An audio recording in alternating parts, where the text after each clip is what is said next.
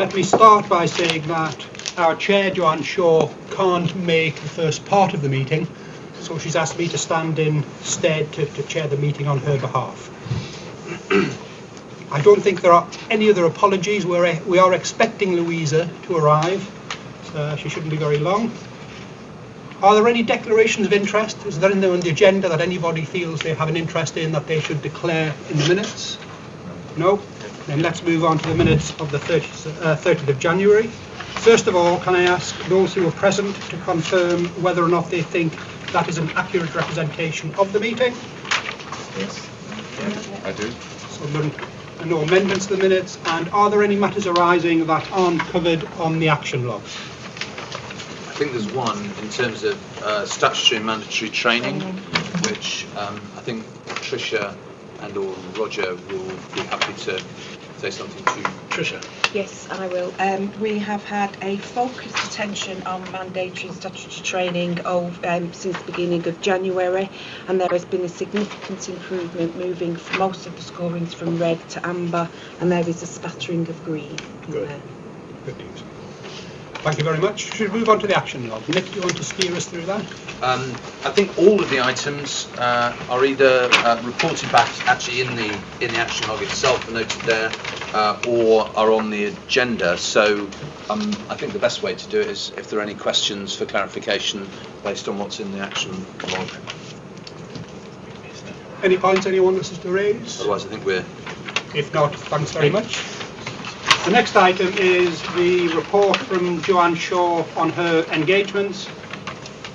It is there for information. If anyone has any queries, you can raise it, and we will raise it with Joanne when she arrives. No? Roger. I'm very interested, Chair, in the pursuit of happiness and well-being, but I will address that with the Chair offline. Thanks very much indeed. Then let's move on to the performance of the organisation, and we'll start with your Chief Executive report, Nick.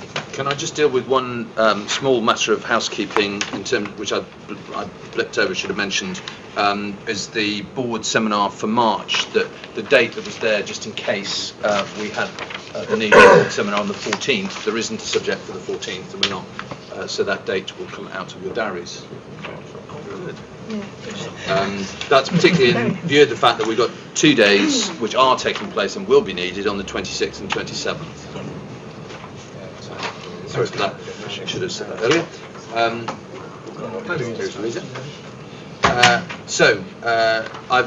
As the board know, we have an annual staff survey, and this will feature as an item on the agenda of the board in March.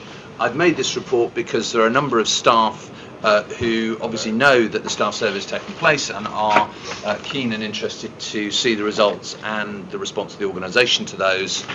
So I'm just making it clear. In fact, we had the final results and feedback from the staff survey a couple of weeks ago. It's going through the management process, and it will come to the board as for information and for the board to discuss with an action plan. So that's the first item.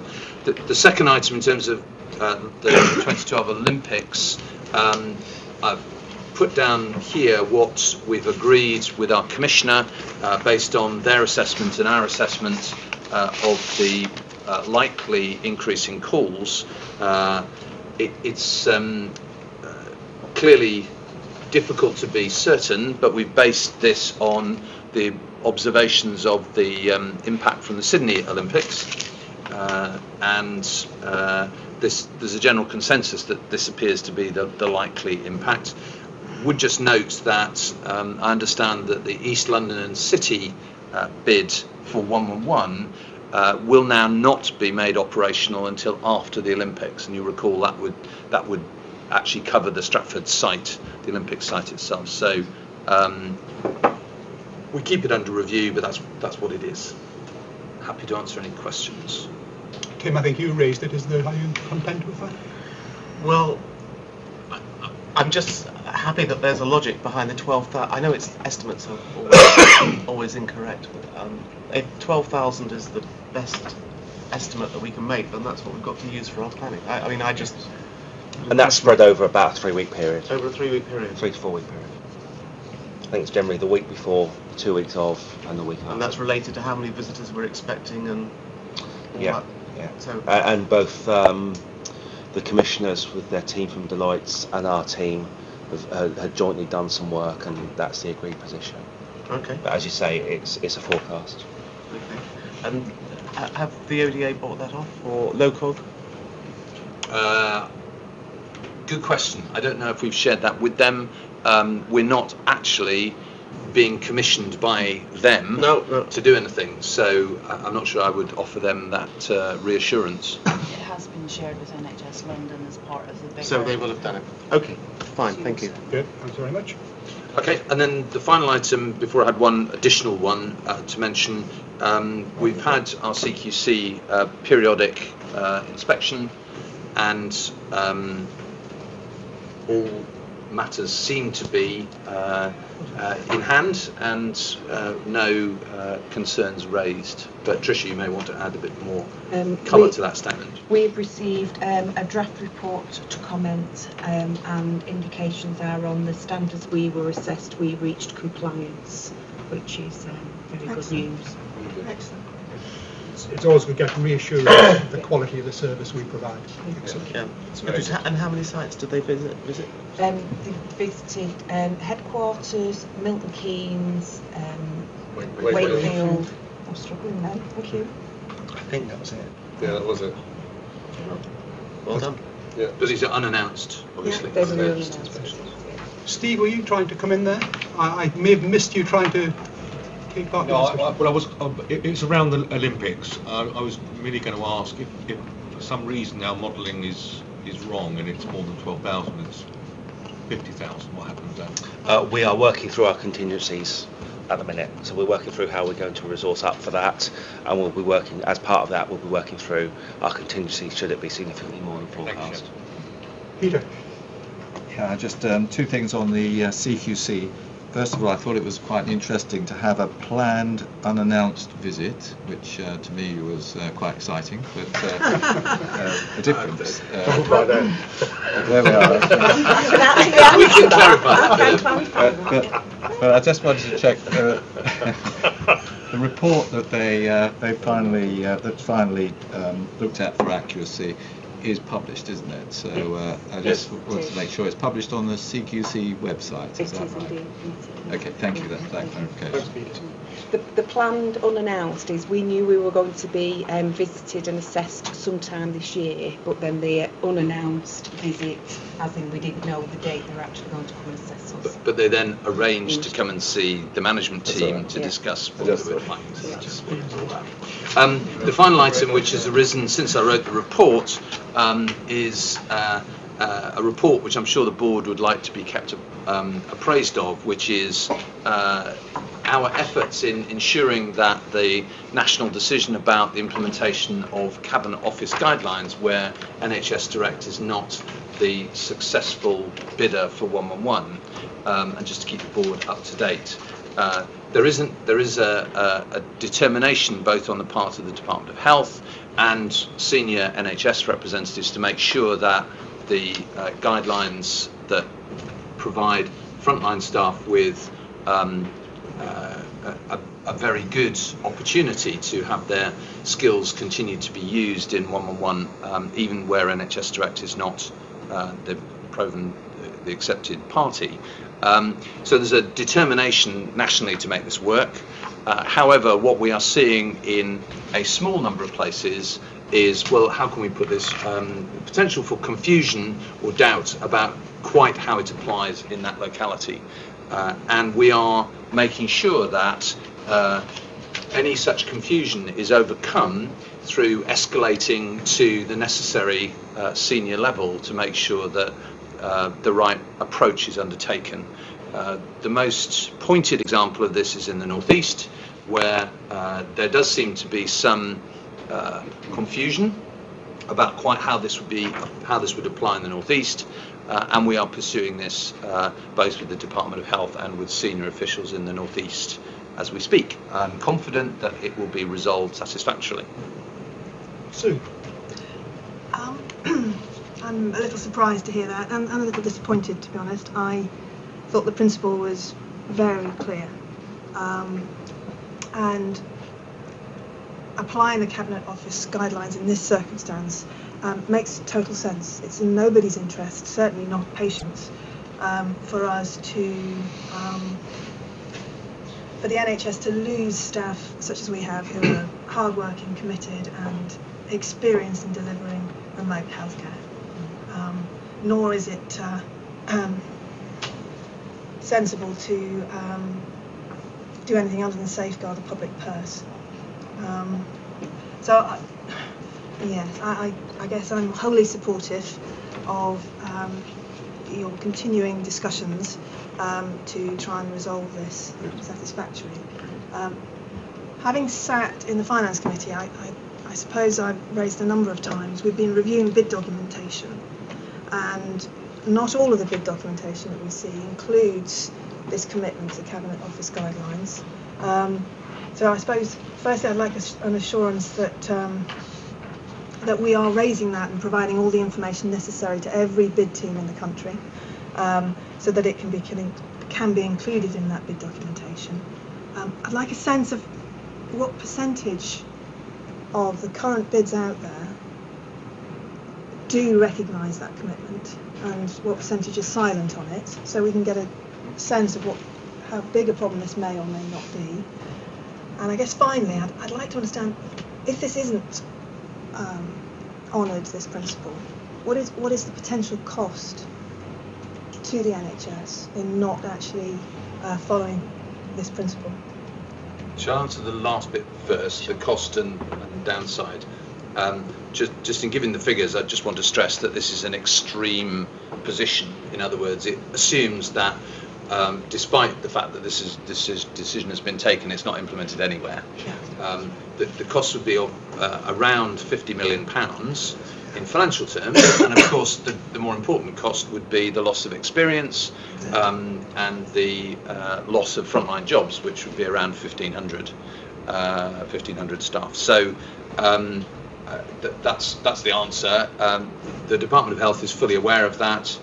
It is a Department of Health responsibility to ensure that this agreement is implemented, and we play the role of the organisation that goes around biting everybody on the ankle to remind them of what's been agreed, and to ensure that we do not lose any opportunity to remind people about what they need to do in a timely way. So specifically in relation to how we are monitoring the invitations to tender as they come out and what we're doing with that, can I pass that over to Roger, who's doing that? Yeah, so in response to questions from board members towards the end of last week, I've done a trawl of the information we've got at this stage, and with apologies to people watching us online, I'm going to table a small spreadsheet to board members today, which gives some idea of the position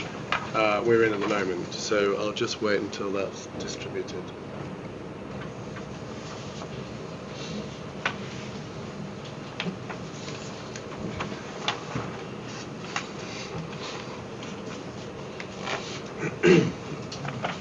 So the specific question that board members wanted answered at this meeting was, first of all, whether there was a reference to Cabinet Office guidelines in the tender documents themselves. And we find that that there wasn't in the North East tender documents, although those documents came out before the Cabinet Office guidelines were ultimately agreed, although there was a knowledge of them at the time. And they're not in East London and City, nor in Croydon, but in each of the rest there has been a reference. And the further questions that were asked was whether the reference to them was a general reference or a specific reference. And as you will see, in the majority of cases, it's a general reference. We will expect providers to comply with TUPE, or in this case, in TUPE-like arrangements for the transfer of staff from NHS Direct. That's the sort of wording, not, except in one or two exceptional cases, the detailed knowledge that actually commissioners have now of the likely numbers and cost of people who will be transferring from NHS Direct to providers under arrangements for Cabinet Office guidelines. So there is a general mentioning of Cabinet Office guidelines, but not a specific, in most cases not a specific. And you just need to know also that this is not only procurement, because any pilots, and the second chart beneath is any pilots that stretch beyond March 2013 have also, under the agreement between the NHS executives and SHAs, have also to comply effectively with Cabinet Office guidelines. Now, in those cases, there may be occasions where, in the first instance, the pilot or the provider running the pilot may not be aware, and I think it is incumbent on us in those cases to make them aware. And in the cases that we've worked with so far, most notably Oxfordshire and Derbyshire, whilst there is a degree of reluctance, in both cases they understand what their commitment is. Okay. Thank you. We have taken the step of making sure that we provide the information in terms of numbers of staff by PCT, how the Cabinet Office guidelines would apply on our public website. So there is no excuse for any bidding organisation who says that they are unaware. It's a very important issue, this. Does anyone else have anything they wish to say on this? Louisa? I'm just interested to know if we have any sense that people, I mean, if you're bidding with something, you would always, I mean, you should obviously look and see what your commitment is in terms of TUPE, and I suppose I wondered if there's any sense whether people are looking. I suppose we don't know that. I think all organisations that are playing in the 111 space are completely aware of the existence of Cabinet Office guidelines, and any declaration of a lack of knowledge is to be treated with some caution. I meant rather than the general principle that the principle as regards NHS Direct and these bids applied. They know fine well the detail of how it would apply. Any declaration of lack of knowledge would be treated, in my view, with a degree of caution. If there's no more contributions, just to summarise, I think, where we've got. I think Sue's made some very important statements. I guess we all share the surprise, disappointment and concern that some key figures in the NHS, the wider NHS, appear not to understand the reasoning behind the Cabinet Office guidance and the need to follow it carefully, because it does ensure that we fully utilise very experienced clinical staff, and it also has a potential cost, if we didn't follow it rigorously, of up to £50 million at a time when the NHS is obviously under severe financial pressure. I think, Nick, we should ask you to raise the matter with the appropriate person in the Department of Health, with a strong suggestion that we believe the requirement of Cabinet Office guidelines should be in the bid documentation and in the contract documentation, so there can be no misunderstanding. Are people content with that as a position? Absolutely. Thank you. Thanks, Nick, for your report. And we move on to Trevor for the corporate performance report. Yep, thank you. We had over 1.5 million contacts with our telephone and online services this month. That includes 389,000 patients and users of our 0845 telephone service and 1.2 million uses of our health and symptom checkers online, including our mobile application. We were able to provide self-care advice for over half of all users of our 0845 service. That's 52%, and that means that they required no further onward referral to other NHS services. We also took 238,000 calls through our appointments line service in a month, and we performed well on access targets for the service, with 95% of users able to access the service within 60 seconds, and we had an abandonment rate of just 1%. Clinical assessment for the most urgent of patients remained well within target, with 99% of those patients being dealt with within the 20 minutes target. However, we were below target for both less and non-urgent calls. Patient satisfaction levels remained good at 93%, and complaints were just 0.09 per 10,000 calls.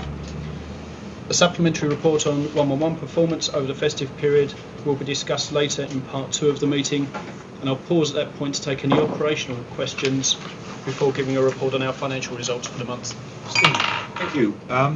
I'm very interested in the complaints remaining low at 0.1%. When you look back at the previous minutes, they were reported at 0.3 for December. So my question is, was that an impact of the Christmas period? Because it seems quite a substantial improvement. The second part of the question is, do we get any complaints about the online users, from the online users? Users can submit a complaint via the online process. The actual numbers, I would need to refer back to the clinical governance team to find out the exact figures. Any increase in complaints usually does keep in step with call volumes and service demands at the time, so that it would be related to the December figure.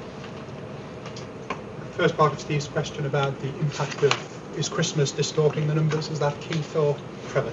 We haven't identified any particular causes behind the significant improvement in the month. We haven't seen any particular. It's a good figure anyway. Yeah. It is, absolutely, yes. Louisa. I just wondered if I'd understood this. The expert core review, I know the KPI was missed. It says here 34% had an outcome of unsatisfactory, just over a quarter of which were attributed to resourcing staff. And I wondered if that was right, because that seemed like quite a high proportion of calls that we think are unsatisfactory, because these are randomly picked calls, I think. Yes, the 34% recorded as unsatisfactory, the majority, in fact all of those, are related to process issues, where the member of staff didn't correct enough agree enough demographic details with the patients, not actually following the technical process issues correctly, rather than it being an indication of the service being clinically unsafe. Yeah, I mean, it still doesn't sound terribly good, does it? No, I absolutely agree. We did actually review that particular target, and we recognised that throughout that process we were being particularly harsh with our staff, because if they failed a particular area once, they continued to fail the same issue throughout the process and continued to get further negative scores. So we've actually been and had a look at that process to make sure it's fair and equitable and reflects fairly on the employee and equally the patient experience as to whether the call was handled appropriately or not. But what is the impact on the organisation if we're not collecting the demographics correctly and other process information? It's not that we're not collecting the demographics incorrectly. When the member of staff brings the patient back and confirms details, there is guidance as to the amount of data which you request to clarify you've got the appropriate patient's record. So, for example, you call the patient back and ask for, can I speak to Mrs. X? They say, yes, that's me. Then that is actually ticked as a piece of the demographic where we should continue to confirm the three areas of demographic detail to make sure we've got the correct record, particularly if we're speaking to a Mrs. Jones or a Mrs. Smith or a common surname.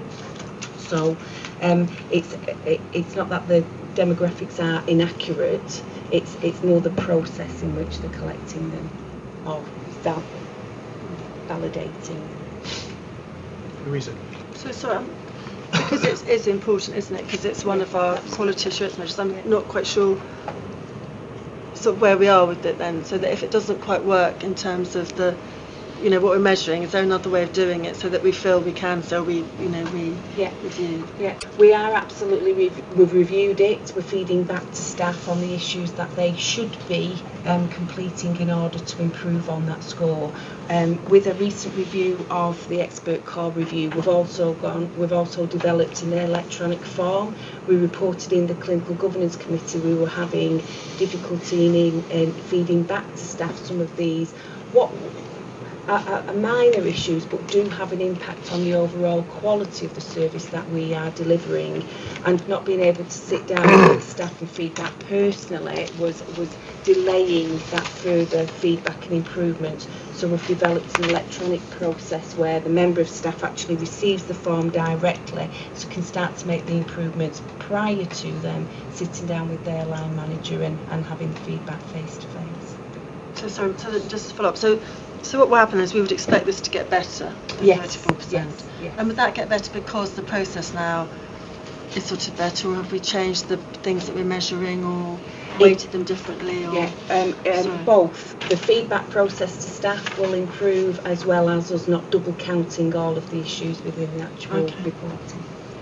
Just to clarify, I think for next year it's our intention to switch to the GP, Royal College of GP's call audit tool, because that will also give us the added advantage that we'll be able to make comparisons with other organisations. On the general point about targets, I mean, I'm of the firm belief that you measure what you care about, and if you don't measure it, then it probably demonstrates you don't care about it if you don't try to measure it. However, we have got ourselves caught out by setting targets that are in effect stretch targets about improvement, and opening ourselves up to the accusation that actually we're not meeting minimum targets. So what we propose to do, and it'll come to the board alongside all of the scorecard measures for the next financial year, is to make it clear where it's appropriate to have a minimum target, a minimum standard below which we genuinely cannot and must not fall, and to identify, in addition to that, stretch targets for improvement, so that the board can have a much more kind of granular understanding about where we sit. You know, are we failing to meet a target that is, you know, really fundamentally important for quality or safety or some other aspect, or are we simply not quite yet achieving the thing that we hoped we would aspire to, but we are meeting minimum standards? Just want to say that's very helpful. I think that's actually what we should be doing. The only thing I would add to that is some form of benchmarking that we could aspire to achieving, not just our own figures, as it were, so that they're attached to something more objective, shall we say. One of the disadvantages that we've got is that we find that very many of our measures and our data are not replicated in other parts. So we're sort of we have a benchmark of one ourselves, but we would certainly hope that others would record and have as good a data, for example, 1-on-1 minimum data sets, so that we have a good benchmarking opportunity. The only other thing I was just going to add is obviously that conversation was helpful. I'm just wondering if when these packages are put together, if the narrative could, as we ask in the audit committee sometimes, just add a bit more, so that you know that inquiry we've just had is right, but it would be proactive from the executive to show why there is a particular line that looks a bit wonky. Tim. My eye was drawn on page 8 of 12 on the long-term conditions chart. I've got two questions. Firstly, I mean, we all regret, and we've all got our views about Birmingham discontinuing offering that service to patients, but the Birmingham actual has fallen by over half in a month, and the explanation given that the service is not currently looking for new members in Birmingham. A reduction of 50% feels like a lot more than just not looking for new members. So that's one question. The second question was, we see Nottingham just flatlining, and yet we're still predicting an increase. And I wondered if we don't have the detail now, maybe next time we can have a comment about Nottingham as well. Happy to take the first point. The target that we have within the report, this is the first time we've disaggregated both Nottingham and Birmingham in line with the board action from last time. The Nottingham target, I understand, reflects an earlier contract target and not the Commissioner's latest intentions. Okay. That will be restated next month to show a more up-to-date and relevant target figure. Ruth, did you want to add anything to that? No, I just wanted to say the same thing. That's good. Okay. Sue. I'm sorry, Tim. And the Birmingham, I mean, perhaps offline, can somebody just... I mean, the clear intention of Birmingham is to cease the service from the end of the financial year, and therefore, rather than leave it all to the last minute, I think it's just sensible. That's my point entirely. This suggests that Birmingham are actively taking people off, rather than just letting it decay away. And that's not what the statement says. That must be the case, I agree. Tim, the Commissioners are looking for alternatives to the service, so we suspect that they are removing patients and putting them into alternative services. So maybe the statement needs to be amended when you're clearer on that. Yeah, Sue. I was really struck by the comparisons of the KPIs for referral patterns for 111 and for 0845. And so, for example, under the 0845, 52% of the people that call us end up in the self-care route, whereas in the 111 pilots that we have here, only just over 20% does. The potential impact on the rest of the NHS must therefore be really quite marked. And it's the same with the urgent emergency, 29% for 0845 versus 45% for the pilots. And I suppose I've got two questions. One is, do we think that profile is going to be representative? I know we've only got 33,000 calls in a month. Are we expecting those patterns to change substantially, or is that what we're seeing month after month and other pilots? And if that is the case, are we getting feedback from out of hours and the rest of the service in those localities saying that it's adding pressure into the system? Nick, just offer a comment. As the board will be aware, I have put on public record now that which I've been saying in private for some time, and also formally escalated my concern to the 111 National Programme Board, that the data that we have demonstrates that there is a significant risk, in our view, that when 111 is implemented fully and replaces 0845, that the net result will be an increase in the demand being placed on face-to-face services unnecessarily, and a decrease in the number of patients who are enabled or empowered to care for themselves without having to go to see the doctor or go to hospital. It remains to be seen whether the concerns that we have raised, and I think they follow on from the sort of detailed observations you were making, Sue, about the numbers in our scorecard. It remains to be seen what action will be taken as a result of us escalating those concerns. I'm hopeful that appropriate corrective action will be taken to address the underlying causes of that, so that we'll see 111 rolled out without having that impact, that negative impact. Okay. Brian. Yeah, my feeling is that we are probably the only organisation that's paying such close attention to these comparative figures. Right. Because we have the data and we also understand the impact that it's likely to make. But as yet there aren't sufficient calls in 111 causing sufficient problems in the local situation for people to identify this is going to be a real problem. So we're faced with the position of having to say, look, we suspect, but on very good grounds, that this is going to be the case when we move over to 111 completely. But at the same time, it can't be called evidence because it's not proven yet until there is more time and more calls. I didn't answer your first point, Sue, which is whether organisations in the pilot areas are concerned. And I'll just answer it in two ways. First of all, yes, both the East of England's Ambulance Service and the East Midlands Ambulance Service have raised concerns about the propensity, the frequency of 999 dispatch as part of 111, and that's documented. There have also been some concerns from out-of-hours organisations, particularly in East Midlands, about the increase in demands being placed upon them. I have pressed as a member of the 111 Programme Board for there to be a Chatham House rules, in other words, non-attributable safe environment for all parties connected with the pilots to come together to share their inner feelings about what's going on in a safe environment.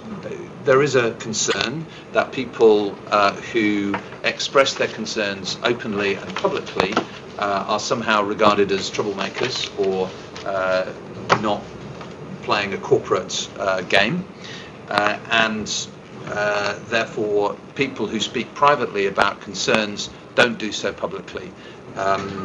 I've taken the decision, I know with the board's backing, to make our concerns public, and there is a certain amount of jeopardy that goes with that.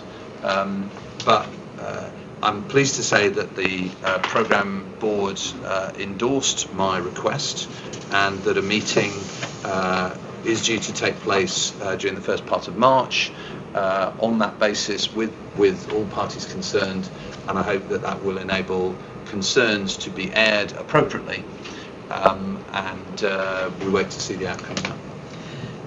Yeah, I do think that's very helpful that you've mentioned all of that.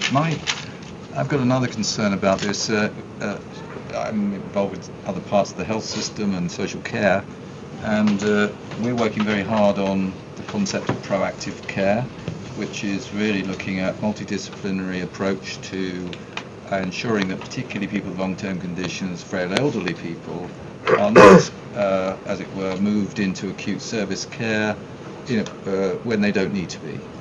Now, what we don't want is one part of the system doing all this, the integration of social care and health on the one hand, and shall we say a telephone service with good intent, pushing the actual demand up into what it will be, I think, a very good system, but it won't be able to do its job properly. And I see the need to connect that up, what you're talking about now, connect it up with this proactive care approach. Otherwise, we are in some difficulty, I think, in talking your conversation, which I approve of, without bringing in this other dimension to the work. It just feels wrong, and is wrong, isn't it? Strategically wrong. I agree. I think the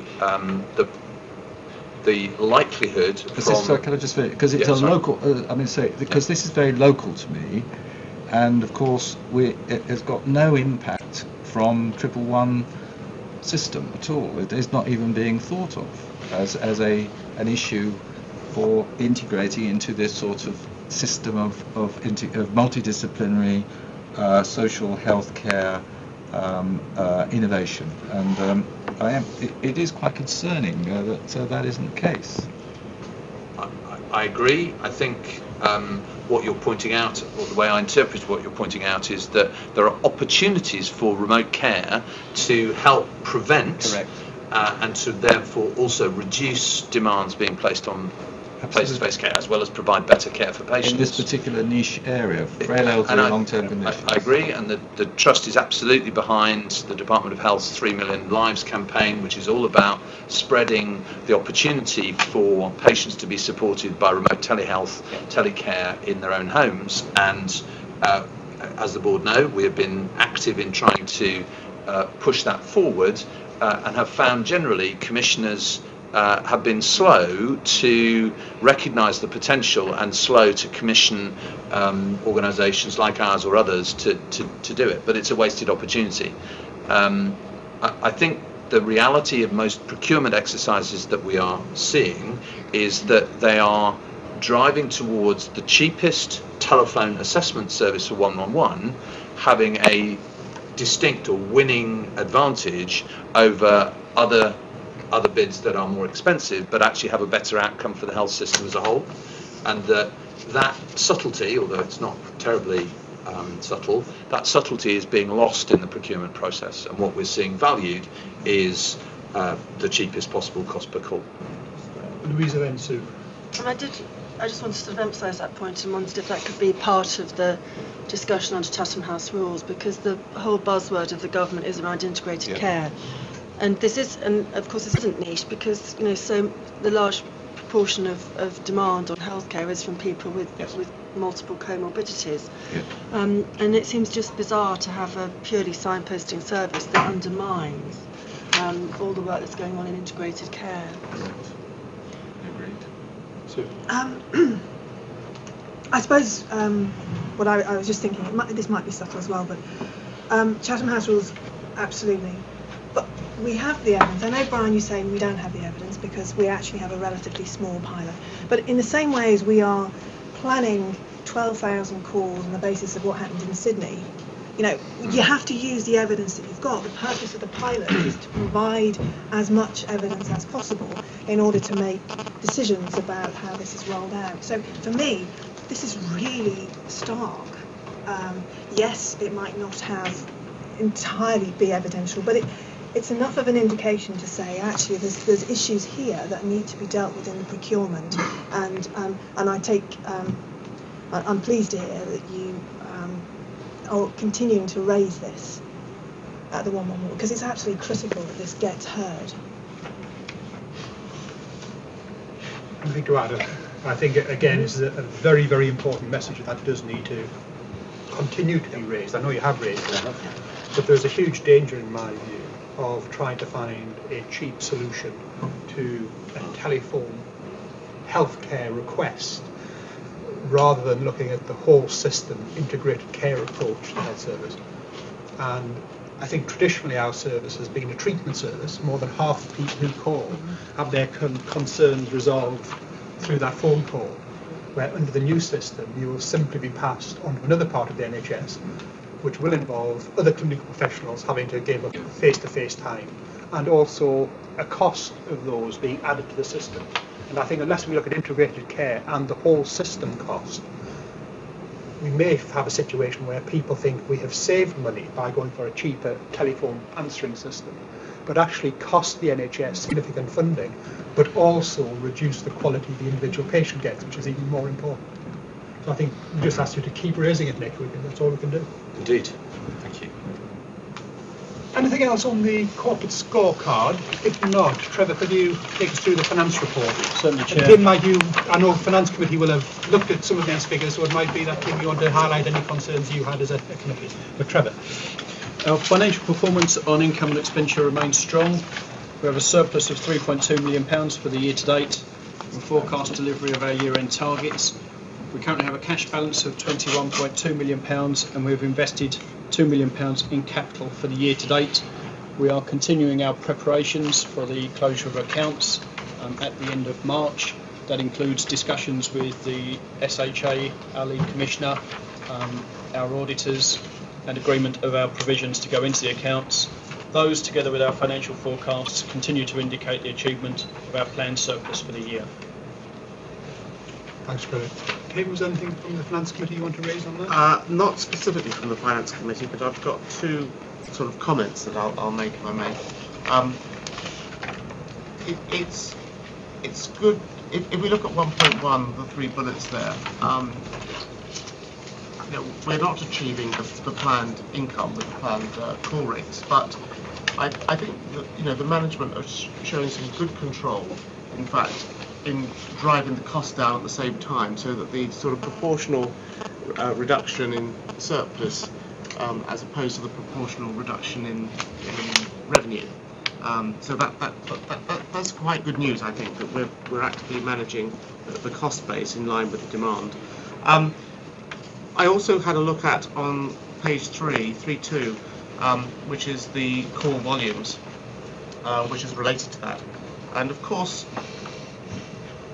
correct me if I'm wrong, but we're not promoting 0845 at the moment. And maybe with the 111 issues, maybe we shouldn't be promoting it, but I wonder, I thought about this for a bit and didn't come to a conclusion actually, and I wonder whether the Executive would like to comment about promoting the 0845 service to remind people that it's still there. It's still going to be there until the end of the next financial year, and yet revenues are down a bit.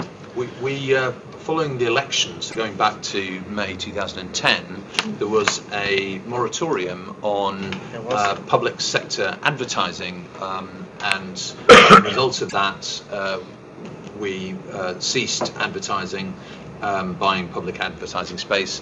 0845 has continued to be promoted in Choose Well campaigns for winter, both last winter and 2010-11 and 11-12, but that doesn't have the same impact as kind of national TV and media and press advertising, and I think the same moratorium is still in place. So we've continued not to advertise. and that's the reason. So we haven't advertised now for nearly 2 years. And you could offer an argument that calls have held up remarkably well considering we're not doing that.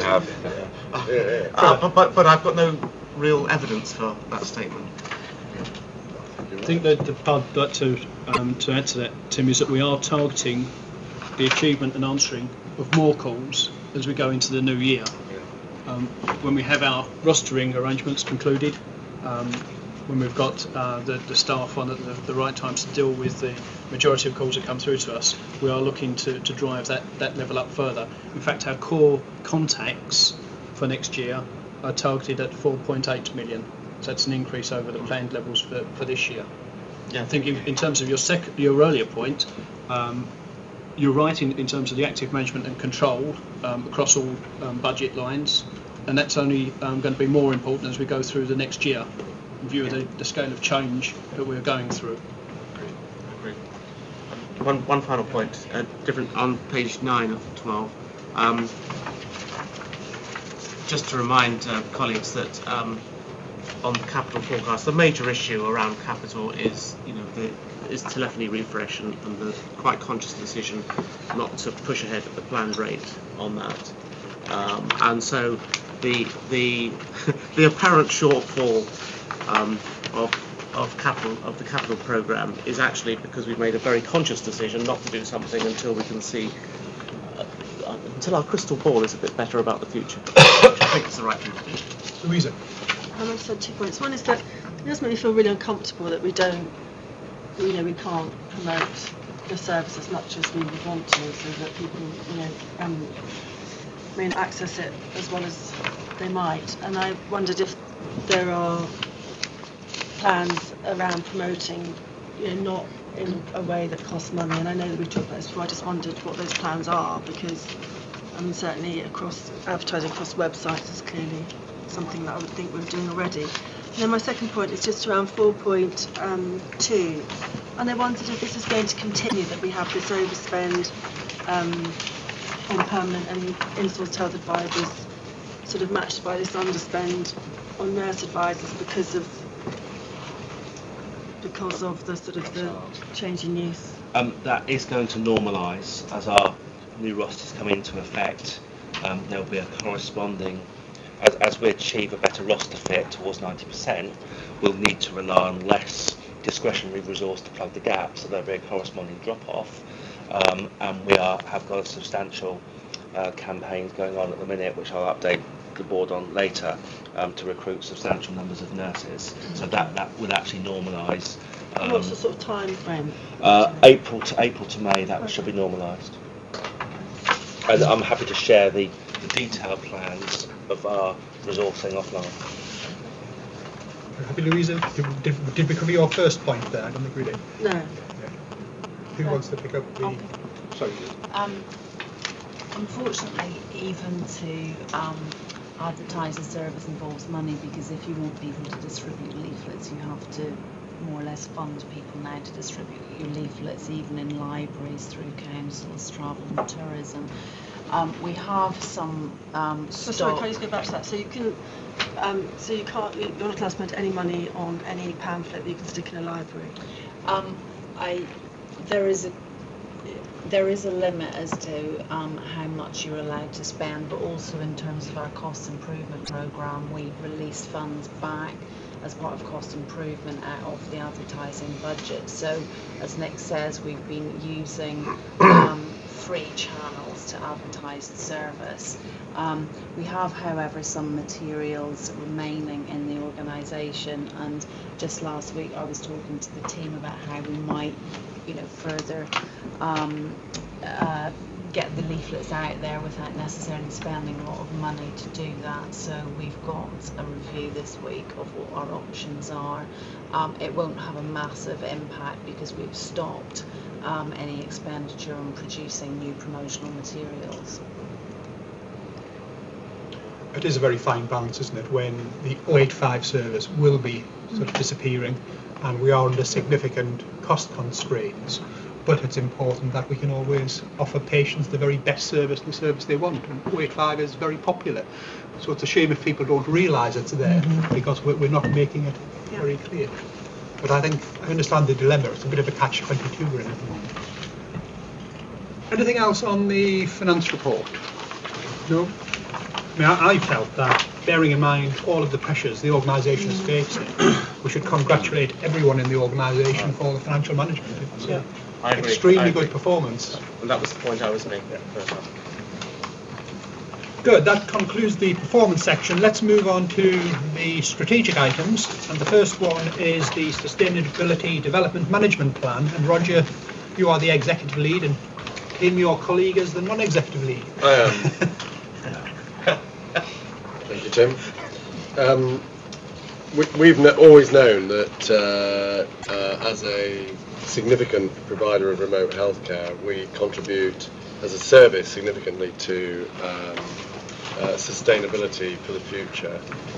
So I'm delighted on behalf of the Sustainable Development Committee to be able to bring this paper for approval to the board for the Sustainable Development Management Plan and the policy statement.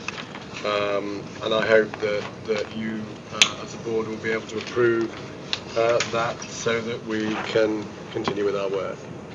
I'll take any questions either now or offline. We've all had the opportunity to go through the detail of the plan. Are there any points you want to raise, either on the report or the detail of the plan?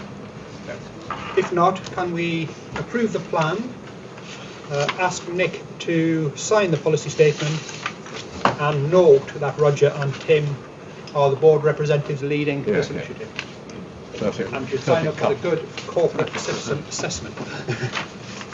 Thanks very much indeed. Our future workforce implementation update. Keith. Thank you. I'd like to bring the board up to date on progress of our future workforce, which essentially is the implementation of our new rosters. 1,574 staff have been affected by the changes. 87% of staff with disabilities or childcare or carer responsibilities have received their first or second choice of roster option, and overall 77% of staff received their first or second choice of roster option. 87% of those with disabilities or childcare, and 77% of all other staff received their first or second choice. The project is currently green and on track to deliver for 26th of March. A key milestone for that has been hit today, which is the release of new rosters to staff today, 4 weeks in advance of their working the new rosters on 26th of March. So that is on track for today. So of those 1,574 staff, 1,059 equate to full-time equivalent. 95% of the staff have engaged with the process as at 3rd of January, and there were 78 people who had not responded to their letters, and they had been invited to one-to-one meetings. Priority was given to those with disabilities, those with care responsibilities, and then in order of length of service. Those who did not receive their first, second or third choices were sent letters informing them that their selections had not been successful, and they've been invited to meetings to discuss their options. All staff have been asked to accept new contracts and their new roster options in writing. As of today, 84% have accepted either in writing or verbally, and there are 93 staff left to go through the re-engagement meetings which are happening this week. Some notes on the re-engagement process. Most of them are now complete, and I say those mop-ups are happening this week. When the rosters are released today, there should only be 35 people unassigned to a roster colour. A lot of people, whilst initially a bit reticent, understood the business need of why we had to make these changes and wanted to remain in employment with us. Most staff have accepted what they have been offered. We have seen no noticeable increase in attrition through this process so far, and there are very few numbers that have confirmed they won't be accepting. So, for example, in one region we've had 15 nurses represented by the RCN who have indicated that they will be appealing. In terms of flexible working requests, over 100 flexible working requests have been considered in the last 2 weeks by the National Flexible Working Group. The majority of these are from Band 6 nurse advisors. Many of the staff who submitted these have had them back. It's fair to say that there has been a bit of surprise that most of these have been refused. They do, however, have the right of appeal to me, and those are beginning to come through. So I'll be hearing a number of appeals on flexible working requests in the coming weeks. It is understandable that most staff have engaged with this process very well. Some, it will be uncomfortable. We do understand that, and we are working with all staff to find the right roster and the right pattern that meets their particular arrangements. There will, however, be some that we just won't be able to accommodate. I think we all understand that, and so we will have to work with staff about their future in our organisation. In terms of recruitment, so as we alluded to earlier on, we've had a mismatch previously between overstaffing on health advisors and understaffing on nurses, so I wanted to give you an update on recruitment. So since September we have been recruiting. We've had waves 1 and 2 which were recruited primarily for Christmas, with 185.5 FTE being recruited. Wave 3 happened through January, and we currently have circa 66 FTE. They're in training, in various training stages. They will all be live by 2nd of April. Wave 4 is interviewing at the minute, and we have a total of 225 interviews scheduled. Wave 5 is still live, that closes in 2 weeks. Wave 5 has been specifically implemented for our gaps. So we have 117 being interviewed for bank, 42 for our Aqua weekend where we currently have gaps, and 39 for our silver where we currently have gaps. So that's 199 in addition, going through the process for wave 5. I'm happy to take any further questions. Thanks, Keith. Steve? Please be the conversation we were having earlier about the fact that having office guidelines and transfer of people should come into contracts. Are these people being employed? They're a combination of substantive and bank. We are being very clear with staff about the operation of Cabinet Office guidelines and about the future for the organisation and where 111 fits in. I didn't quite understand what you meant about bank. Sorry, could you explain that? Sorry, so bank is a 0 hours contract, so they're not substantively employed with us. And it's what we refer to as a 0 hours contract. So they're in effect an in-house agency. So they do understand the longevity or potential longevity of the role? Yes, because bank staff, as I understand it, wouldn't be covered by Cabinet Office guidelines, but substantive staff will. And they're really clear about that if they're leaving another job to come to us? We are making that very clear. We are making that very clear. That was something we are concerned about, and we have made that very clear.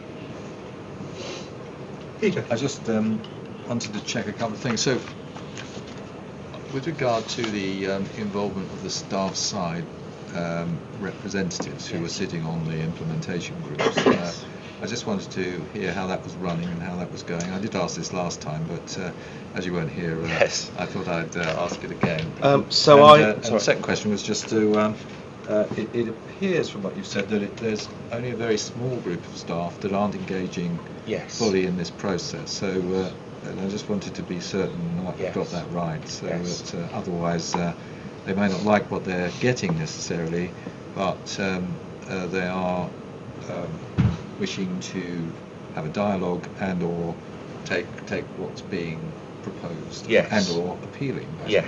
So I'll deal with the second point first. So yes, there is a very small number, a handful, who have indicated that they will not accept what's been offered, and most staff have chosen to remain in employment with us, and there's been flexibility on both sides.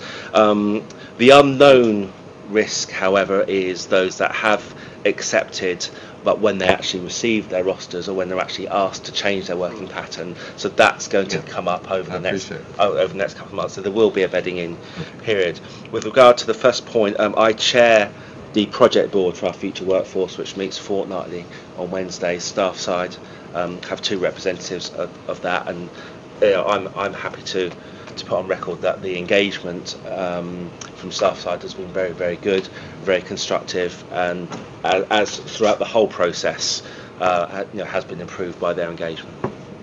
Roger, then Louisa. I'm not sure the timing of the board meeting with a collective grievance that came from staff side in January. You were probably aware of that at the last board meeting. We responded to that by not accepting it because we did not consider that it followed the principles of a collective grievance. But we did respond in a lot of detail, and I hope with a degree of understanding of the position that the staff side representatives were in. And since that time, I think the RCN and Unison, as their sort of senior groups, have accepted our position. They're still continuing to represent their members where their members want them to be represented, and that's absolutely fair enough. But I think, as a group at the moment, they are accepting the position that we're in, and they are actually being very constructive. So I'm very happy to put on record at this point that our staff side representatives are in a difficult position and are generally being extremely constructive in difficult circumstances. That's good. I was asking about the flexible working request. It says 66 here. Were you saying there are 100 now? Yes, so that was as of 16th of February. Yep. So the latest number is it's either 99 or 100 as of last week. And do you expect to have the bulk of people who end up in a dismissal process coming from these, or? No, that's the first question. Sorry. And then sorry. The second question is how those appeals are managed. Yes, so the flexible working group receive all the applications. So the application first has to be received by the team manager. The flexible working group is a national group to ensure national consistency, and that is made up of representatives from rostering, from the operation, from clinical side and HR, and they've been meeting as a group to receive quite a substantial number over the last couple of weeks.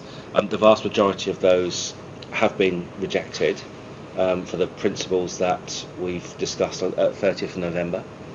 But all those members of staff do have the right of appeal to me, and I'm currently aware of about 25 so far, so there is an awful lot of work to be done. And what do you do when you're reviewing an appeal? There's about an hour set aside for each one, and I first of all receive the letter from the member of staff outlining the reasons why they are appealing. I also receive a report from the flexible working group as the reasons why they rejected the original application. They're normally held by conference call, and they're normally held with a representative either from HR, from our side, and from RCN or Unison for the staff. There's only been one appeal so far, and I did uphold that, but most of them are scheduled for the next few weeks.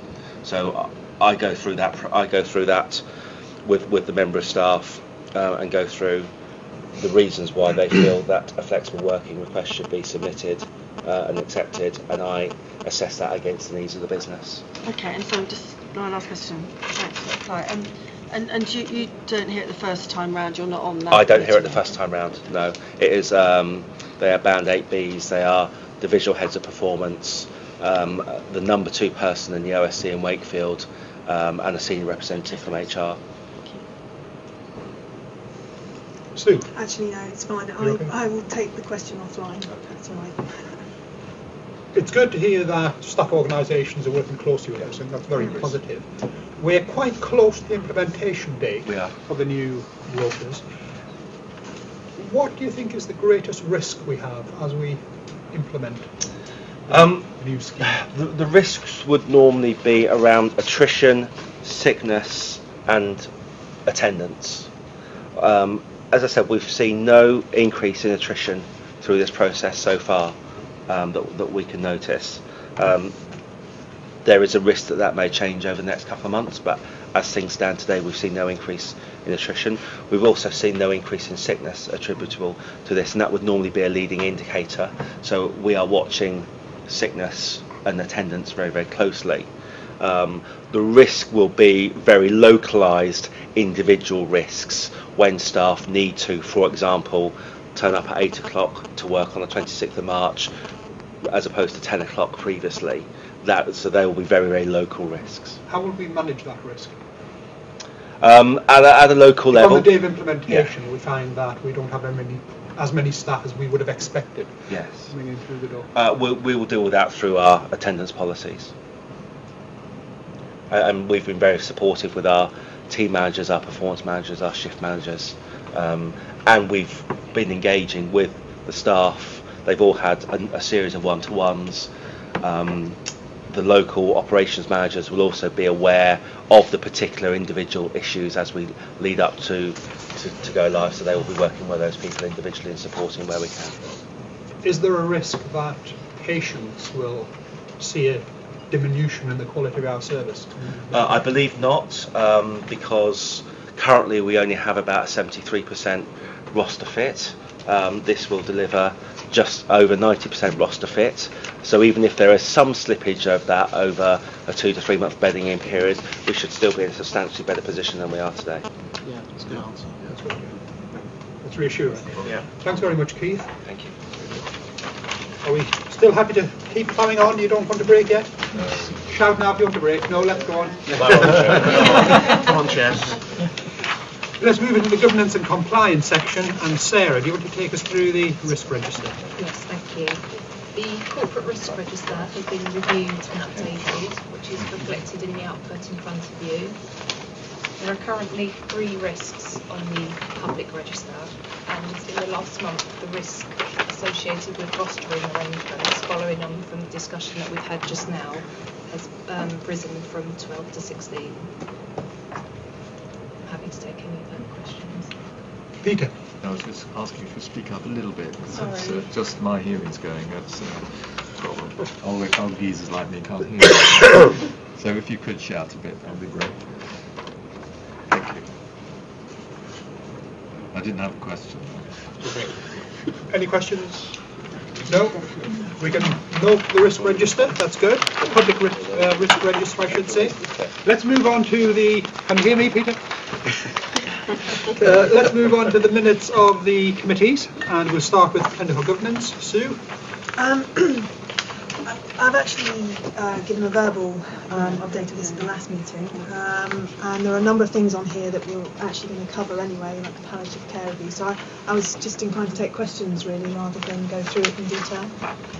Has anyone any questions of the clinical governance committee minutes? If not, we will note those. Board committee, 16th of January, Peter? It was a similar situation we went through in some detail last time. Yep. So if there are any questions, as Sue suggested, for the Clinical Governance Committee, happy to take those. Any questions? If not, we'll note the Audit Committee minutes and Finance Committee of the 23rd of January. Tim? Likewise. Any questions on Finance? If not, we note those. Well done. You just got us 20 minutes ahead of schedule. Tim? And I'll take it even 5 minutes ahead of that now. Next item is Trust Board engagement visits, but we haven't been advised of any engagement visits, unless anyone wants to surprise us with a visit. No? That's good. Then let's move on to Tricia with the call recording palliative care item. Thank you. As per the request from our last board meeting, the call recordings board members received this month was in relation to a palliative care call from a health professional to the West Yorkshire Urgent Care Service, delivering a palliative care service on behalf of the community of West Yorkshire. This paper gives an example of an inbound call from a health professional calling from a patient's own home, and a subsequent GP assessment, and for board members to have an insight into how those calls are conducted. There was also some questions that arose from the previous service quality review that have also been answered within the body of this paper. In particularly, in the main, it is health professionals that ring this service on behalf of patients. It is the health professionals who are the main users of the service. Access to this service is by GP referral, and the majority of the calls coming into the service, health professionals ring 33% of the time. Carers of the relative who is registered to receive the service ring on 52% of the time, and only a very small proportion, 4% of patients actually ring on their own behalf. As previously queried in the service quality review paper, we were asked to review the number of complaints, and I can report that there was a slight inaccuracy in the reporting of the previous service quality review, where the review had rounded up health professional feedbacks also in line with complaints. In actual fact, there were 2 complaints formally made to the West Yorkshire palliative care line. One of those was in relation to the attitude of one of our employees, and the second one was in relation to a delay in the GP actually visiting the home of the patient.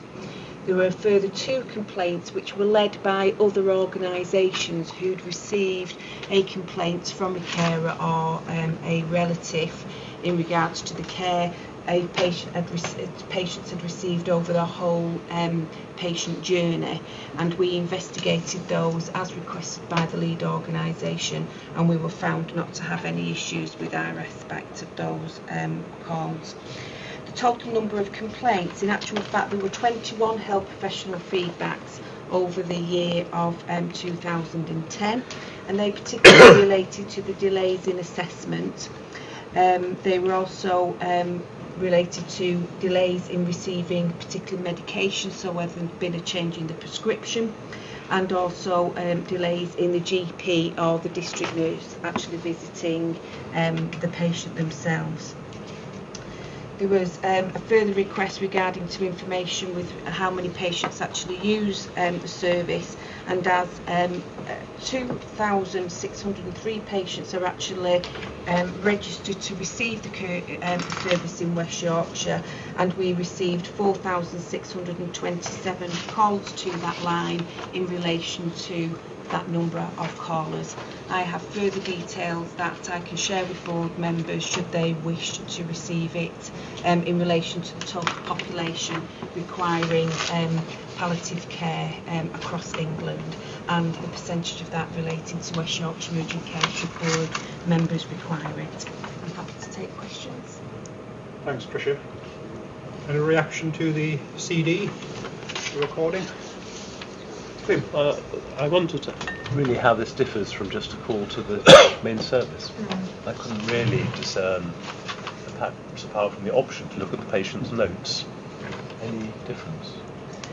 The differences I noted was the call was succinct. The health professional, the district nurse, knew what she wanted. She wanted a GP to visit because the patient was confused and being a little bit more aggressive. My personal view is the call could have gone directly to a GP out of hours service for that to be initiated. I was disappointed that it required an in-house GP to undertake a telephone assessment with that district nurse.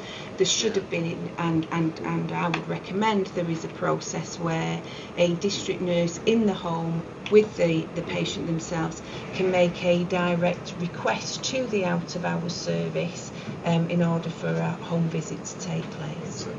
Yeah. Yes. Yeah. I think it's and it's unusual. It's something I will take back, because in other circumstances, district nurses can actually phone and have arrangements with GP out of hours services should a home visit sometimes be required.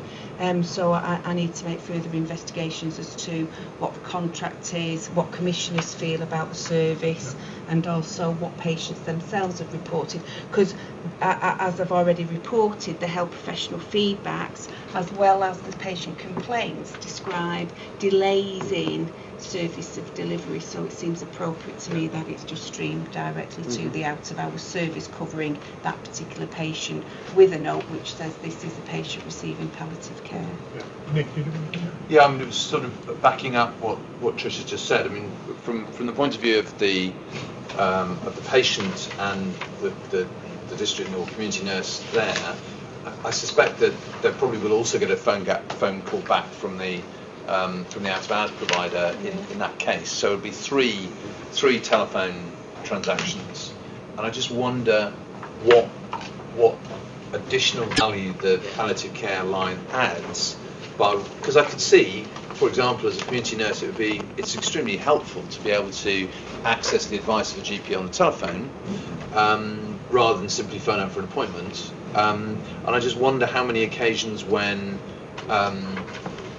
that's actually what the district nurse wants, is to have a discussion with the GP on the telephone rather than I'm trying to get an appointment and I've got to get through this assessment to get what the patient needs. I think there's quite a difference. I'm just not sure how much extra support the district nurses actually get from palliative care. Sue, then Louisa. It's interesting because that was the sort of the question where I got to, but when I listened to it twice because what went through my head was exactly that, what value is actually being created here. And when I listened to it a second time, what I thought I heard was the district nurse not actually asking for an appointment. It's where we ended up. Yeah. But actually what I think she wanted to do was to have a conversation with the GP that sort of corroborated what she felt, which was that actually he probably should be seen. And I'm not sure that she got from the GP what she actually wanted, which was this is what's happening. I think this is the right thing to do, but am I right? And actually, in the end, it was the nurse that said 0 to 6 is appropriate, not the GP actually. Yeah. So the GP sort of put the options out and waited for the nurse to say which she thought was the right one. So I felt that whilst it came up as satisfactory or whatever in the board, I wasn't convinced that it achieved what the nurse had wanted in the first place. And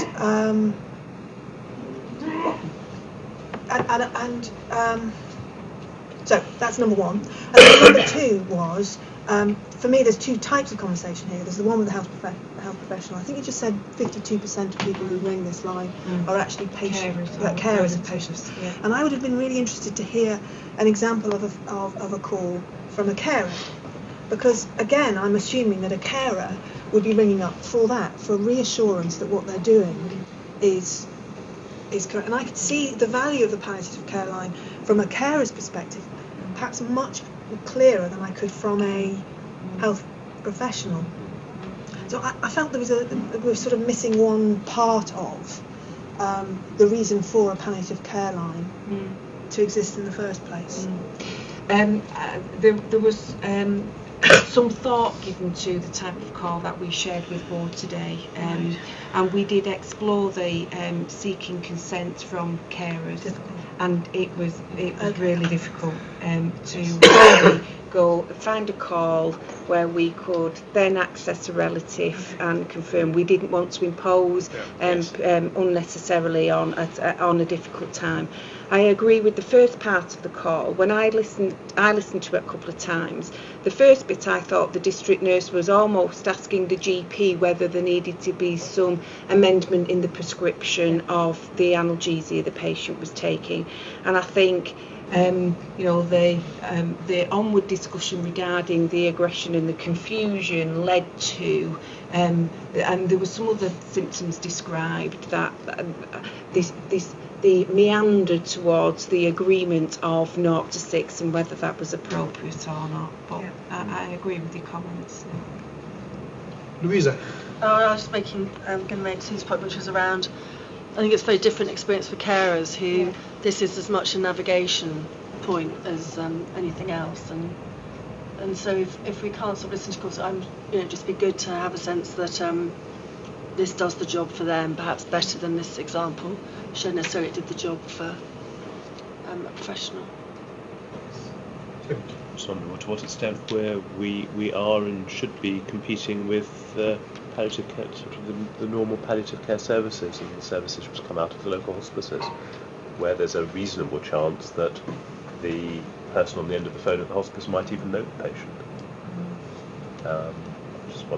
Just sort of thinking more commercially now. Is there a future for this, or is our future actually supporting and providing infrastructure for the hospices to use, for instance? Important point. We should pick that up. Alan, you wanted to come in. Yes, I was just interested in the context of the earlier question that we had around the health advisors and nurse advisors feeding back the capture of demographic information to the patient to get confirmation. I had noted that the nurse's telephone number was collected twice, and it wasn't fed back on either occasion. And I also felt that there was quite an opportunity for the patient's first name to be misspelt, because it's quite an obscure first name where with an acoustically confusable letters in it.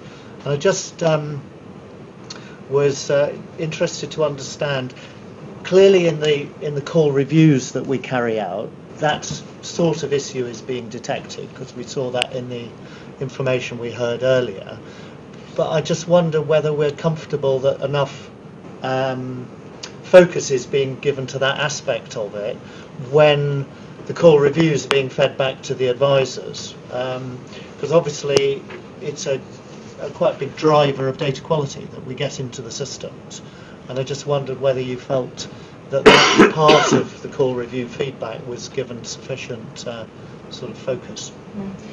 Look, Alan, you're correct. That is where our staff lose their scoring in the 34% where it's unsatisfactory, through not spelling back the patient's name, through not rehearsing the phone number. And I did mention earlier, we have now used an electronic process of reporting that back to staff in advance of them being able to sit down with their team managers one-to-one, where previous to the recent review we've undertaken would not done that, would literally give the documentation with the points for reflection and for individuals' improvement to the team manager to deliver back, where now we're actually going directly to the employee and following it up with the team manager as well. Thank you. Any other points? Steve? I'm just going back to the point earlier about how difficult it is to approach a carer. It sort of feels that we're really going to get some value from our comments on this.